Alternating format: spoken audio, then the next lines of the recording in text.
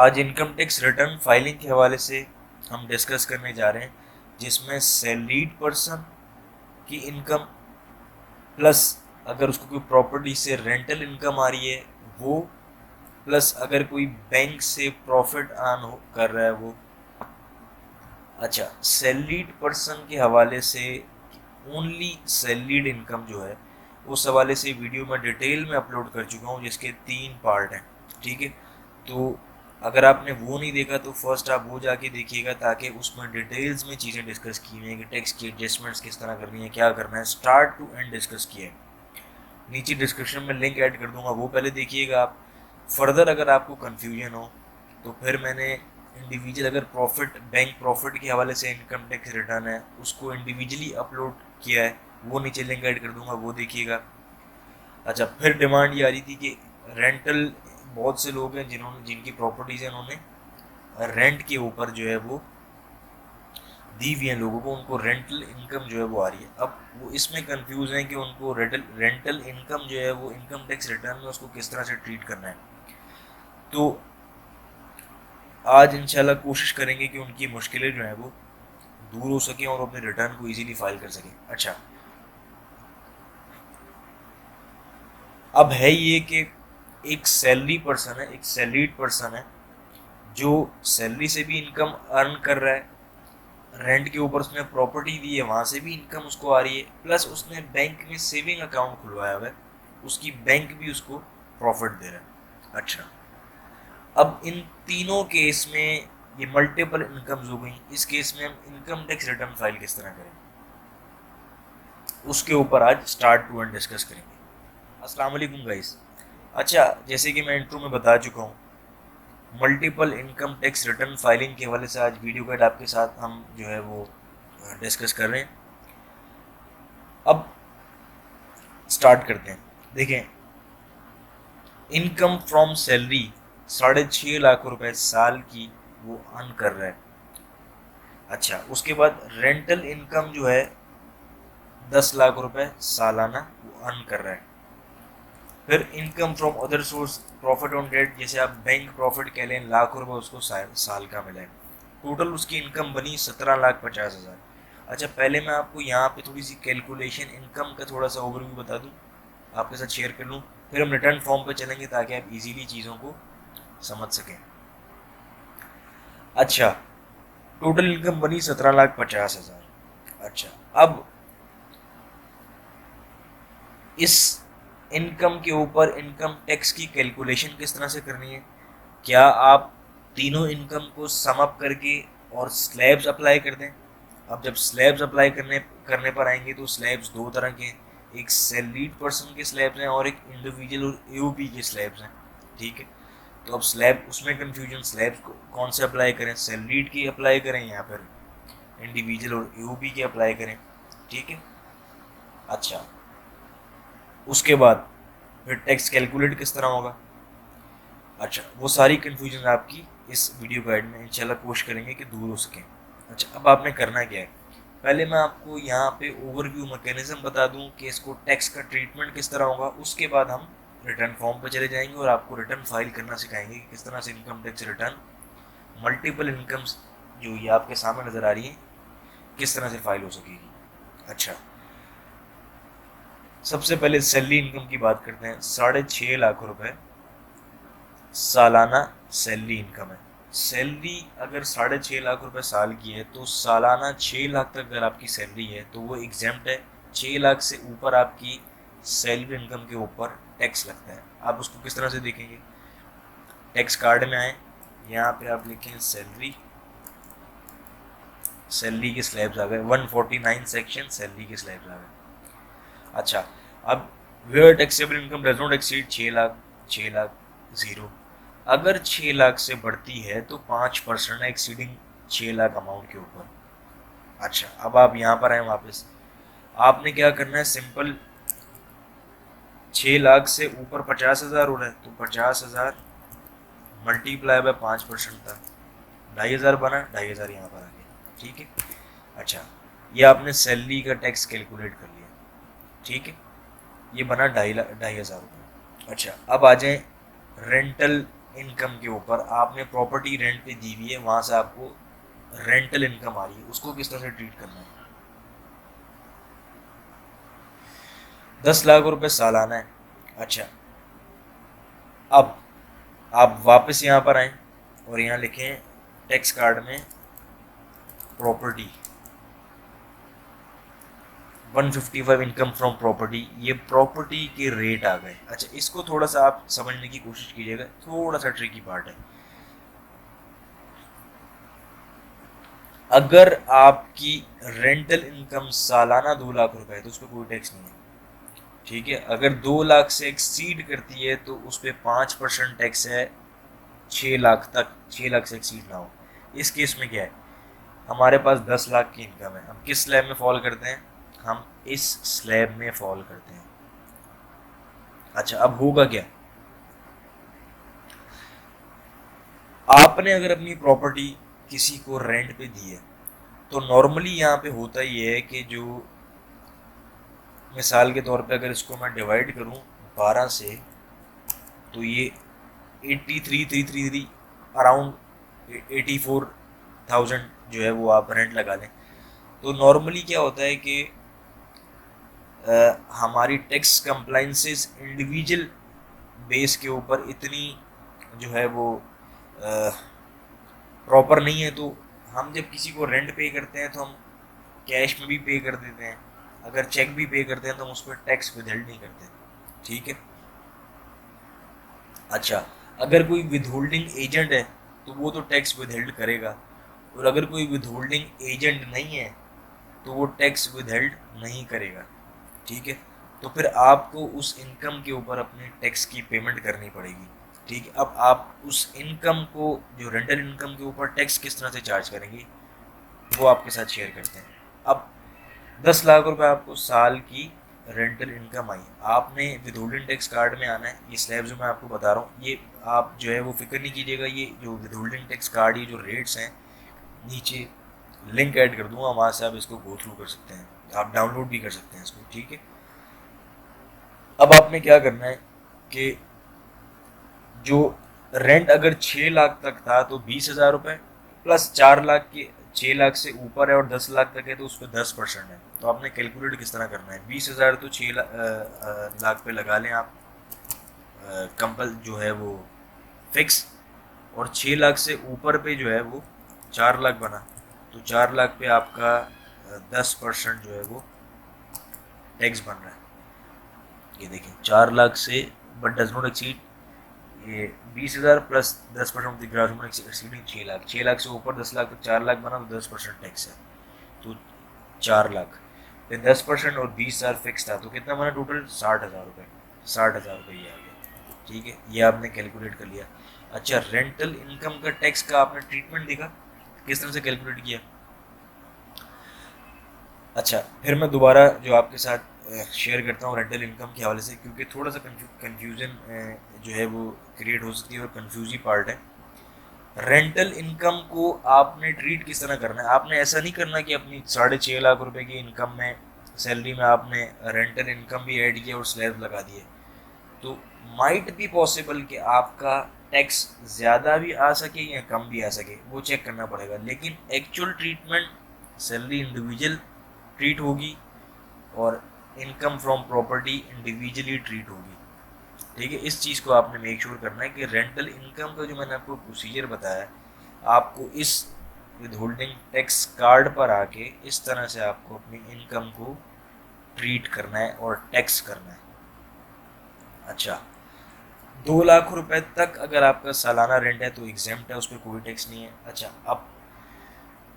अब आपका बैंक में प्रॉफिट आपको मिला 1 लाख रुपए। अच्छा, मैं ज़्यादा अमाउंट जो है वो दिखा रहा हूँ, लेकिन हम एग्जांपल के तौर पे ले रहे हैं 1 लाख रुपए। 1 लाख रुपए आपको बैंक में प्रॉफिट आया सालाना, अब आपको उस प्रॉफिट के ऊपर भी टैक्स देना है, income tax. It means her income के ऊपर आपको टैक्स देना है, FBR को देना पड़ेगा। कुछ इनकम एग्जेम्प्ट है, ठीक है। अच्छा, अब इसके ऊपर टैक्स का ट्रीटमेंट क्या होगा, प्रॉफिट ऑन डेट में आए,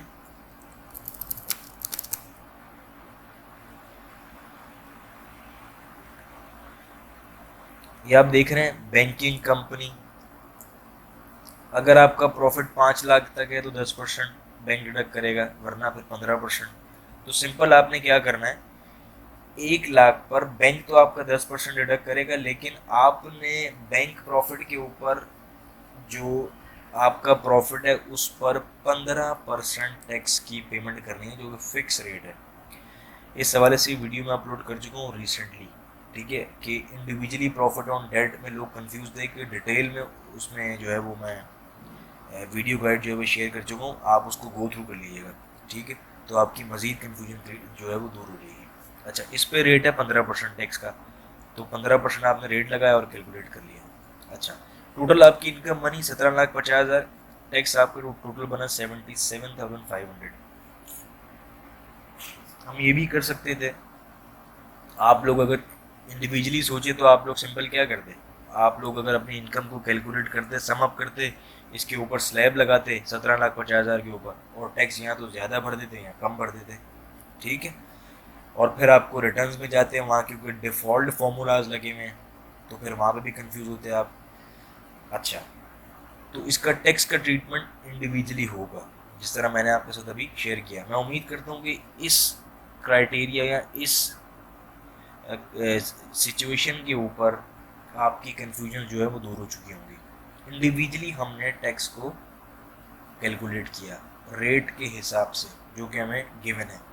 अच्छा, अब आप क्या करेंगे, अब जो टैक्सेबल सैलरी है, तो सैलरी अगर आप किसी कंपनी में काम कर रहे हैं तो ऑब्वियसली सी बात है, कंपनी जो है वो टैक्स की कंप्लाइंसेस को रखती हैं, फॉलो करती हैं, बिजनेसेस फॉलो करते हैं, तो वो आपका टैक्स विदहेल्ड कंपनी करके आपको नेट सैलरी पेमेंट करेगी। तो उस केस में आप 2,500 रुपये ऑलरेडी कटवा चुके होंगे अपनी सैलरी के ऊपर, जो बनेगा वो कटवा चुके होंगे, इट मीन्स के बराबर हो जाएगा, कोई टैक्स आपको सैलरी के ऊपर फर्दर पेमेंट नहीं करना पड़ेगा। अब प्रॉपर्टी इनकम पर आ जाए, इसमें कन्फ्यूजन है। प्रॉपर्टी इनकम पर आपका 60,000 रुपये टैक्स बनता है। अब अगर आपने किसी कंपनी या किसी बिजनेस के इदारे को अपनी प्रॉपर्टी रेंट पे दी है, तो उनकी टैक्स कंप्लाइंसेज ऐसी होती हैं, वो अगर विद होल्डिंग एजेंट हो गए तो वो आपका टैक्स विद हेल्ड करेंगे।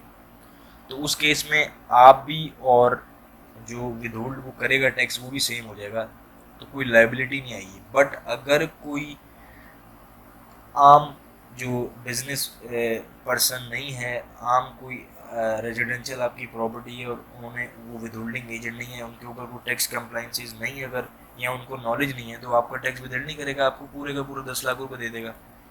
तो इस केस में फिर आपको साल के एंड में 60,000 रुपये खुद से पेमेंट करना पड़ेगा, ठीक है।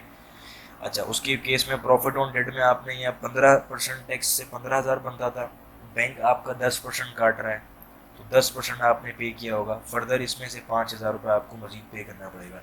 इट मीन 60,000 रुपये ये वाला और 5,000 इसमें से 65,000 रुपये आपको मजीद पे करना पड़ेगा, ठीक है। अब इसका ट्रीटमेंट क्या है, अब मैं उम्मीद करता हूँ कि ये सिनेरियो आपको समझ में आया होगा कि इनकम को ट्रीट किस तरह करना है, टोटल इनकम किस तरह बनानी है, उसके ऊपर टैक्स किस तरह से कैलकुलेट करना है। अच्छा, रिसेंट वीडियो मैंने अपलोड किया जिसमें इनकम टैक्स ट्रीटमेंट बताया, मल्टीपल इनकम्स का किस तरह से उसको ट्रीट करते हैं, और फिर हमारे पास जो टैक्स क्रेडिट्स हैं या रिबेट्स हमें जो मिलती हैं उसको किस तरह से एडजस्ट करते हैं।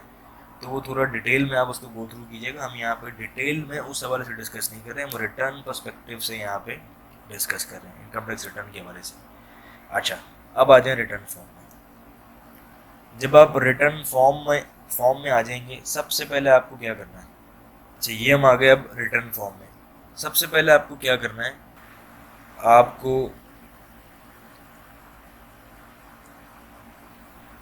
डिक्लेरेशन में आना है, और एक चीज़ को मेक श्योर कीजिएगा, अगर प्रॉफिट ऑन डेट की रिटर्न है, बैंक प्रॉफिट की और सैलरी की रिटर्न है, फिर तो आप सैलरी रिटर्न ये सेलेक्ट कर लें। बट अगर रेंटल इनकम जो है उसमें आपकी आ रही है, तो फिर आप नॉर्मल रिटर्न में जाएं और यहाँ पर क्लिक करें, ठीक है। उसके बाद यहाँ पर आएँ, पीरियड सेलेक्ट करें, और वही आपका फॉर्म ओपन हो जाएगा। मैं डिफ़ॉल्ट ऑलरेडी ओपन किया हुआ है, तो हमारा डिक्लेरेशन में आ रहा है ड्राफ्ट में। अच्छा, अब सबसे पहले सैलरी की बात करते हैं, सैलरी को किस तरह से ट्रीट करना है। अच्छा, सैलरी पर क्लिक करें, पेजेस ये 1009 में 6.5 लाख रुपए एंटर कर दें, दिस वन ये मैंने यहाँ पे एंटर कर दिया, और कैलकुलेट का बटन पे आप लाजमी क्लिक कीजिएगा, क्योंकि बहुत से लोगों को क्या होता है कैलकुलेट पे क्लिक नहीं करते, रिटर्न सबमिट करते हैं तो वो उनको एरर आता है, फिर वो कंफ्यूज है, फिर वो पूछते हैं। तो इसको मेक श्योर कीजिएगा आप कैलकुलेट पर क्लिक कीजिएगा। अच्छा, उर्दू में भी ऑप्शन आ रहा है, ठीक है, आप इंग्लिश उर्दू दोनों कर सकते हैं, इट्स अप टू यू, जो आपको सूट करे, ठीक है। ये रिसेंटली अपडेट हुआ, पहले ये नहीं था, ठीक है, इसको मेक श्योर कीजिएगा आप। अच्छा, उसके बाद 6.5 लाख रुपए प्रॉपर्टी पे आ जाए। प्रॉपर्टी पे यहाँ पर जब क्लिक करेंगे, रिसिप्ट एंड डिडक्शंस पर क्लिक करेंगे। अब प्रॉपर्टी इनकम हमारी थी 10 लाख रुपए, ठीक है, 10 लाख रुपए यहाँ पर एंटर कर दी और कैलकुलेट पर क्लिक कर दीजिएगा, ठीक है। रेंट रिसीव और रिसीबल 2001 कोड में आपने एंटर करना है और कैलकुलेट पर क्लिक करना है। उसके बाद आप आ जाएँ अदर सोर्स में, रिसिप्ट एंड डिडक्शन में। यहाँ पे आपने profit on debt interest yield, इस सेक्शन में आपने 1 लाख रुपए एंटर करना है जो आपने कमाया, और amount exempt from tax subject to, यहाँ पर 1 लाख एंटर कर देंगे, ठीक है। अच्छा, उसके बाद एक चीज़ और मेक श्योर कीजिएगा कि जो प्रॉपर्टी वाली सेक्शन है, ये देखिए ऑटोमेटिकली ये नॉर्मल टैक्स में नहीं आ रही, ये इनकम इस टैक्स में इस कॉलम में ऑटोमेटिकली आ गई है। अच्छा, इस केस में ये इनकम यहाँ ऑटोमेटिक नहीं आई, तो हमने यहाँ पर एंटर करनी पड़ी हमें, क्योंकि अगर यहाँ पर अगर आप एंटर नहीं करेंगे तो वो अलग से कैलकुलेशन डिस्टर्बेंस क्रिएट कर देगा और वो टैक्स टोटल पे कैलकुलेट कर लेगा। तो इसको मेक श्योर करना है कि आपने प्रॉफिट, जो बैंक प्रॉफिट है उसमें 1 लाख रुपए इधर अगर एंटर किया है तो इधर भी एंटर करना है। अच्छा, इसका मकसद क्या एंटर करने की, ये amounts exempt from tax subject to fix, इसके ऊपर नॉर्मल टैक्स अप्लाई नहीं होता, ठीक है। तो इसको आपने इस वजह से यहाँ पे एंटर करना है, ताकि नॉर्मल टैक्स के सिनेरियो से वो निकल जाए और फिर हम इस पे जो इसका अपना रिस्पेक्टिव टैक्स है, जो कि सेपरेट टैक्स चार्ज हो रहा है, हम उसको चार्ज कर सकें।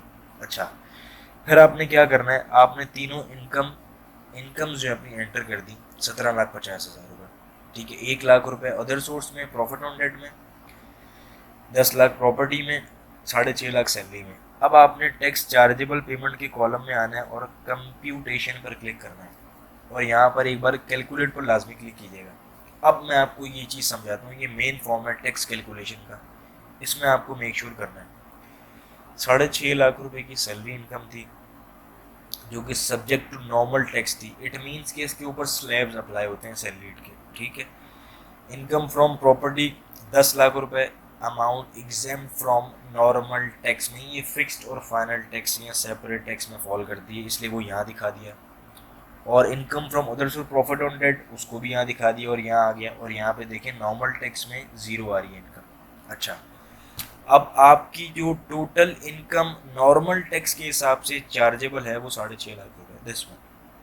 इस 6.5 लाख रुपए के ऊपर अब देखें टैक्स का सिनेरियो। अब एक चीज़ को मेक श्योर करें, अब आप चेक कीजिएगा, 17.5 लाख रुपए के ऊपर आप स्लैब्स लगाइएगा, तो आपको आइडिया होगा कि आपने क्या गलती की, ठीक है। अब देखें, क्योंकि ये FBR का फॉर्म है, इसमें कैलकुलेशंस ऑटोमेटिकली जो है वो बैकग्राउंड के ऊपर चल रहे होते हैं। तो अब देखिएगा टैक्स यहाँ पे हमारा कितना आ रहा है, टोटल टैक्स चार्जेबल 77,500, ठीक है। 77,500 टैक्स हमारा चार्जेबल डिफ़ॉल्ट वो दिखा रहा है, डिफ़ॉल्ट दिखा रहा है, ठीक है। आपने सिर्फ इनकम एंटर किए हैं, उसने टैक्स आपको बता दिया कि आपका चार्जेबल टैक्स आ रहा है 77,500। उसने फिर टैक्स का ब्रेकअप दिया है कि 2,500 रुपये आपका नॉर्मल इनकम टैक्स बन रहा है, जो कि 6.5 लाख के ऊपर बन रहा है, सब्जेक्ट नॉर्मल टैक्स ये 6.5, और fix final mix minimum average relevant reduce income tax, ये डिफरेंट कैटेगरीज हैं, उसमें आपका 75,000 टैक्स बन रहा है।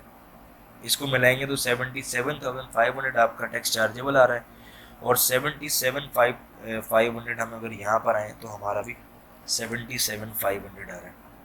इस चीज़ को आपने मेक श्योर करना है।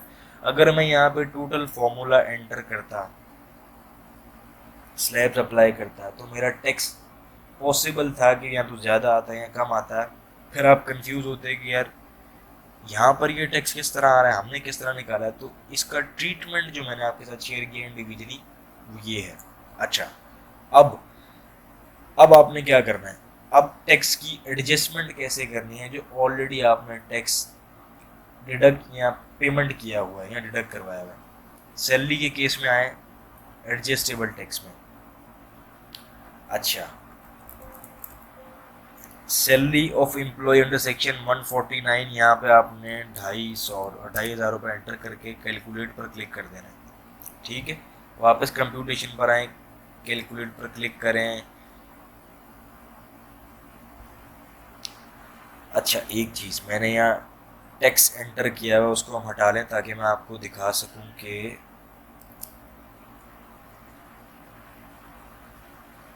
अच्छा, मैं दोबारा ये हटाता हूँ सैलरी का टैक्स, ठीक है, ताकि आपको मज़ीद दोबारा समझा सकूं। अच्छा, अभी देखें, और एक जगह और आऊँ और यहाँ पर 15,000, ठीक है ठीक है ठीक है। अच्छा, अब देखें,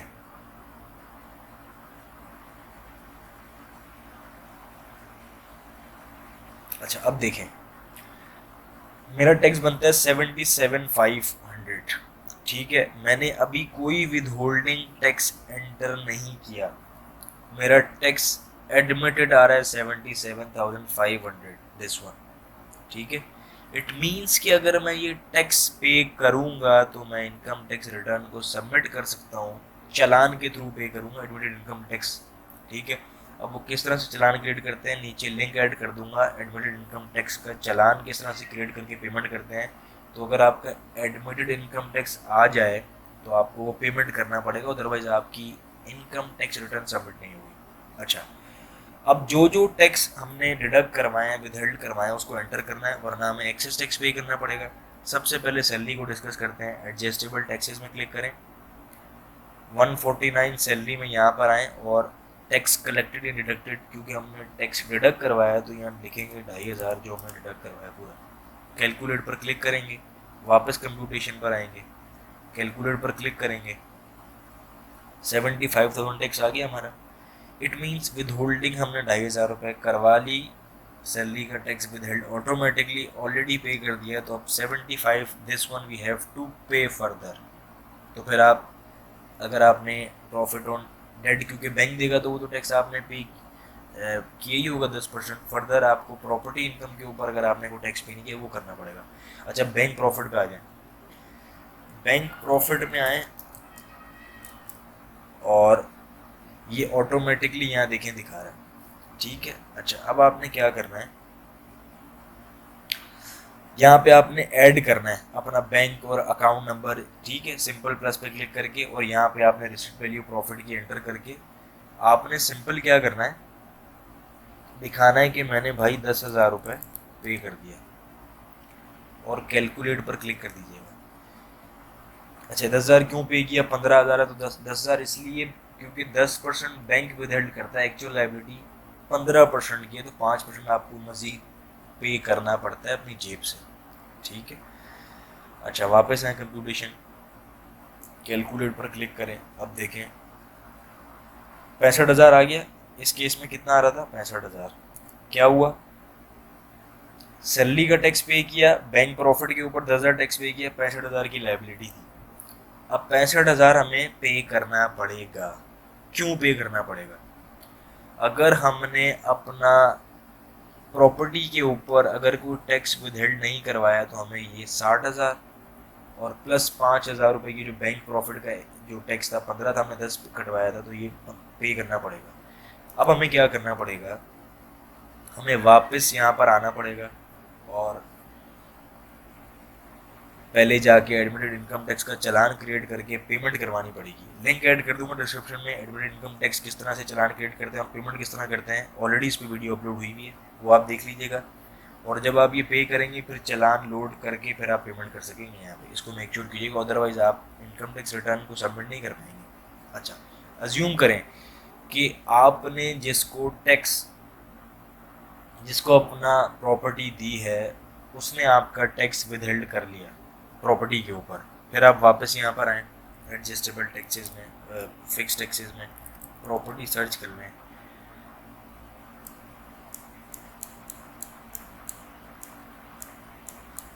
एक सेकेंड,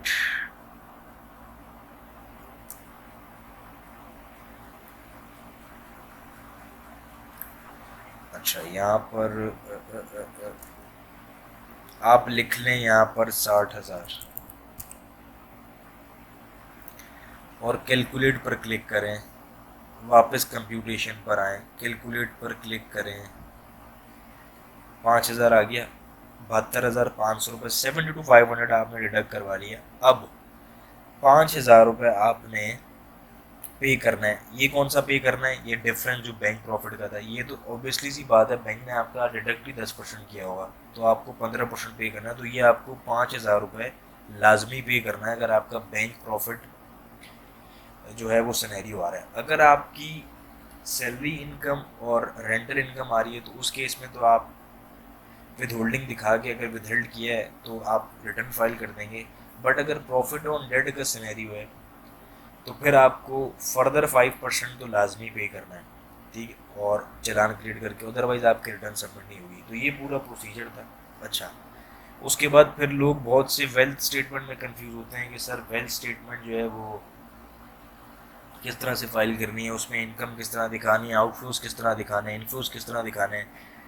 तो वो अगर आप इंटरेस्टेड हों तो मुझे कमेंट कीजिएगा नीचे, मैं वेल्थ स्टेटमेंट के ऊपर भी जो है वो वीडियो गाइड आपके साथ जो है वो शेयर करूँगा डिटेल में कि वेल्थ स्टेटमेंट को किस तरह से फाइल किया जाता है और किया जाएगा। ठीक है, अपना ख्याल रखिएगा। अगर किसी किस्म की आपको प्रॉब्लम हो, कन्फ्यूजन हो, नीचे कमेंट कीजिएगा, व्हाट्सएप पे हमें टेक्स्ट मैसेज कीजिएगा, नीचे लिंक ऐड है, नंबर ऐड है व्हाट्सएप का। फर्दर इंशाल्लाह नई वीडियो के साथ हाजिर होंगे। अपना ख्याल रखिएगा। टेक केयर, अल्लाह हाफ़िज़।